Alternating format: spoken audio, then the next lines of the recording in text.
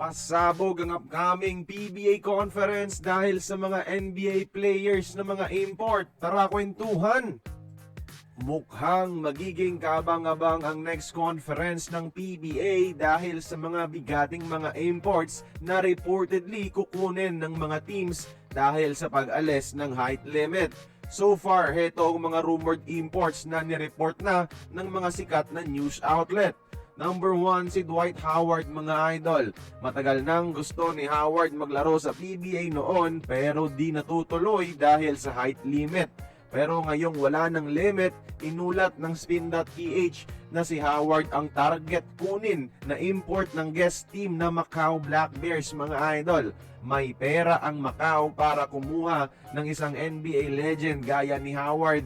At si Howard ang magiging kauna-unahang NBA MVP candidate na magiging PBA import kung matuloy. Maraming fans si Howard na kayang hakutin sa PBA venue. Sino ba naman ayaw makita maglaro ang isa sa pinakadominanting big man ng NBA ng kanyang prime? Number 2 ay si Bol Bol, mga idol, na kinakausap at kinukumbinsin na ngayon ng Talk and Text as reported by D-War Abante Radio, mga idol. 7'3 ang height ni Bol Bol, anak ng NBA legend at mala Victor Wembanyama ang laro. 7'3 na kayang maging point guard. Magiging sobra pa sa halimaw ang potensyal ni Bol Bol, mga idol, sa PBA. Kaya mag-dribble, kaya tumira sa tres, ang haba sa depensa, kayang tumakbo at madali lang mag-finish sa loob.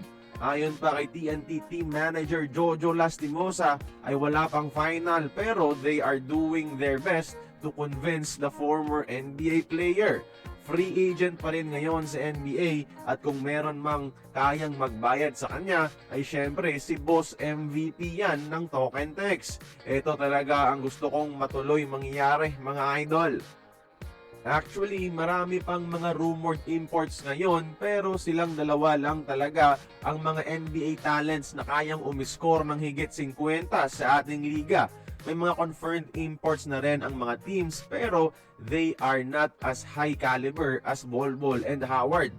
Matcha-challenge na nito si Junmar, mga idol, if ever. At magiging good sign nito sa PBA dahil mas maeengganyo ang mga tao manood dahil sa mataas na kompetisyon dala ng mga imports. Baka ito pa ang bumuhay muli ng ating pambansang liga. I really hope these rumors will come true, lalo na at reported na mismo ng mga legit media outlets sa ating bansa.